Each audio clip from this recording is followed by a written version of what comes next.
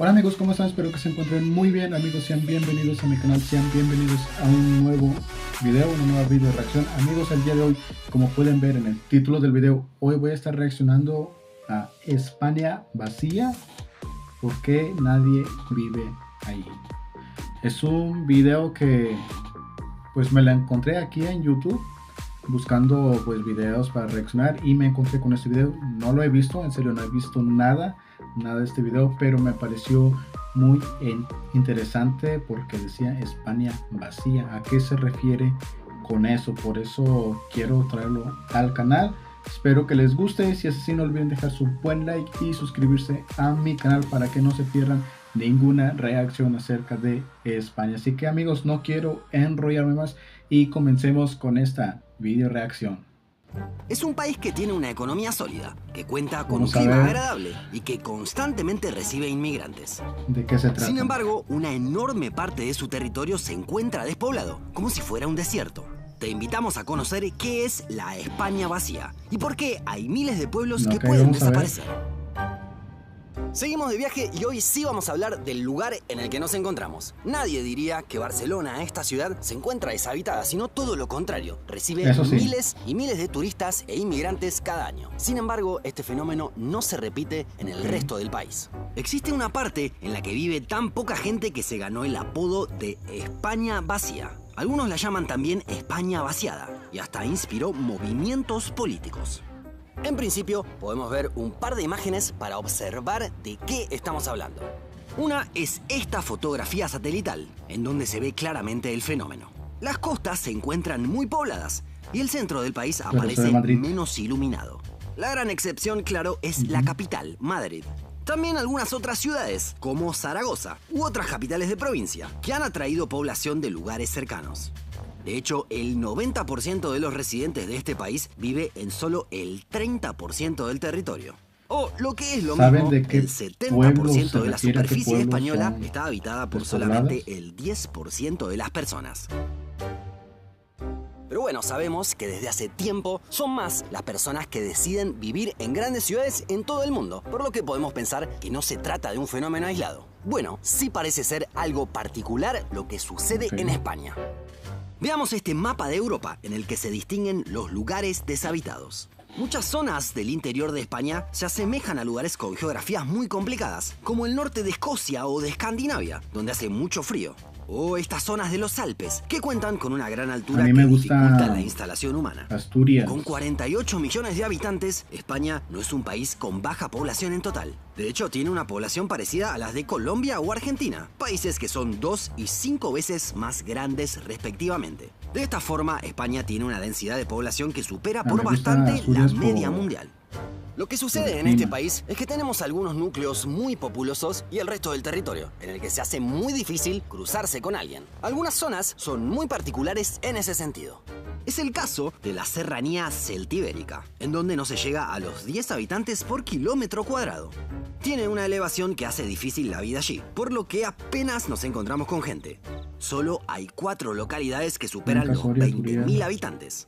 Se la ha llamado la Laponia española, porque parece tan despoblada como esa región del norte de Escandinavia. Pero claro, las temperaturas españolas no tienen nada que ver con la crudeza del norte de Europa. A mí me encantaría vivir en un pueblo. ¿Por qué entonces vive tan poca gente allí, en todo ese interior español alejado de las grandes ciudades? Hay un proceso histórico que explica parte del fenómeno. Después de la Guerra Civil, en la década de 1940, España quedó devastada. Era un país pobre, cerrado, en el que había una dictadura, no abundaban las oportunidades y muchas personas emigraron.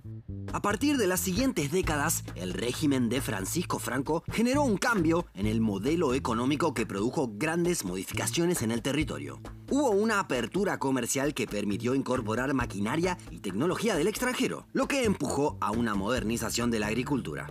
De esta forma, hubo una productividad superior en el campo y eran necesarias menos personas, por lo que había menos puestos de trabajo en el ámbito rural.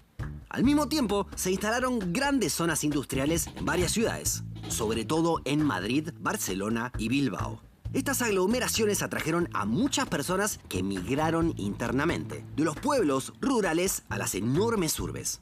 Allí había mayores salarios y más calidad de vida. De esta forma, en la década de 1960, la economía española se expandió muy rápidamente y miles de personas dejaron sus hogares en los pueblos para engrosar la población urbana. En solo 20 años, la población rural pasó de ser el 43 al 27% del total nacional. Si bien fue una tendencia mundial, en España el proceso fue más acelerado en esos años. Para colmo, quienes migraron en esa época eran en su mayoría jóvenes, en plena edad laboral y reproductiva. En los pueblos quedaron los más grandes y no se produjo un recambio generacional. Es cierto que hasta nuestros días la tasa de natalidad es muy baja en todo el reino, pero en algunas comunidades autónomas esto se compensa con la inmigración. Es lo que sucede aquí, en Cataluña. Es más, según el Instituto Nacional de Estadística, en los próximos 15 años será la segunda comunidad con la mayor caída de población nativa. Pero al mismo tiempo será la que tendrá un aumento de población mayor debido a la llegada de inmigrantes. Cataluña. Si bien en esa zona es muy claro, el fenómeno se extiende a todo el país. La misma estimación prevé que España tendrá 5 millones más de habitantes en 2039. Pero gracias a que llegarán 6,5 millones de extranjeros. Esto puede acentuar más la desproporción actual, ya que quienes arriban buscan oportunidades laborales y lo suelen hacer en los grandes centros urbanos y no en los pueblos, donde las posibilidades escasean. Es que en muchas de esas zonas rurales no hay muchos servicios públicos. Todo se hace más difícil si no hay internet de calidad o si para recibir atención médica hay que hacer varios kilómetros. Incluso el transporte es otro factor clave. España es uno de los países con mayor servicio ferroviario. De hecho, tiene la mayor red de alta velocidad del mundo detrás de China. Sin embargo, el sistema está enfocado en Madrid y está repleto de lugares que quedan afuera o con servicios de otra época. Veamos este ejemplo. Si queremos ir de Zaragoza a Valencia, podremos ir en tren de forma casi directa. Son 300 kilómetros y tardaremos 5 horas. Sin embargo, podemos tardar 1 hora menos. Pero para eso hay que pasar por Madrid y hacer el doble de trayecto. Toda esta situación de ciudades cada vez más pobladas y el interior rural cada vez más deshabitado generó preocupaciones en varios sectores. De hecho, dio paso a algunos movimientos políticos. Los más destacados fueron Teruel Existe y Soria Ya, que lograron que ingresen diputados propios gracias a éxitos en elecciones generales y autonómicas. Los mayores reclamos tienen que ver con la falta de políticas públicas para evitar que los jóvenes dejen los pueblos o que otros quieran instalarse o regresar para realizar sus actividades. El mensaje es claro, existe una España vaciada. Hay muchos pueblos que corren riesgo de desaparecer y muchas costumbres se perderían. Sin embargo, existen investigaciones que aportan otros elementos y que muestran que el modo en el que está poblado el país no es ninguna novedad. De hecho, señalan que en el siglo XVIII la distribución de la población era similar a la actual, con centros urbanos poblados y grandes extensiones desiertas, lo que se acentúa en el sur del país. Una de las posibles explicaciones se ubica en la época de la Reconquista, uno de los procesos más importantes del país.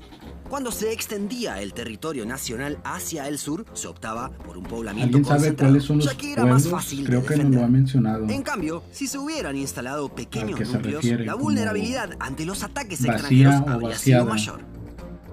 Hay además un factor geográfico que no podemos dejar de mencionar, que se observa fácilmente en un mapa satelital.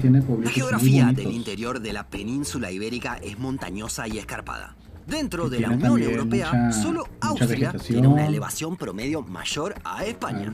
Esto impide que puedan establecerse muchos núcleos con población densa. En definitiva, si nos tomamos un tren en medio de España, podremos pasar kilómetros y kilómetros sin ver a nadie. Algo más propio de países más grandes y con menor densidad de población. Y que además diferencia a este país de sus vecinos europeos, que tienen una distribución más pareja. Los distintos gobiernos han tomado medidas para lidiar contra esta situación. Y hasta existe un ministerio de reto demográfico. Una de las medidas más destacadas es que la red de fibra óptica rural pasó de llegar al 6% de los pueblos en 2015 al 79% en 2023. Igualmente, por el momento no parece ser suficiente para detener la tendencia. ¿Te parece que los gobiernos deberían tomar acciones para luchar contra este fenómeno o no necesariamente es algo negativo? Déjanos tu comentario más abajo. Te agradecemos por haber llegado hasta acá y te invitamos a que nos apoyes para que podamos seguir creciendo. Podrás comprar nuestro primer libro, una de estas camisetas que diseñamos o convertirte en trabajo, pero hasta la próxima desde el lugar de siempre. En los pueblitos hay de todo. O sea, a mí me encantan los pueblitos. Igual yo me tuve que venir a la ciudad por cuestiones de trabajo. Pero a mí me gustan los pueblitos, así como España tiene sus pueblitos, a mí me encantan.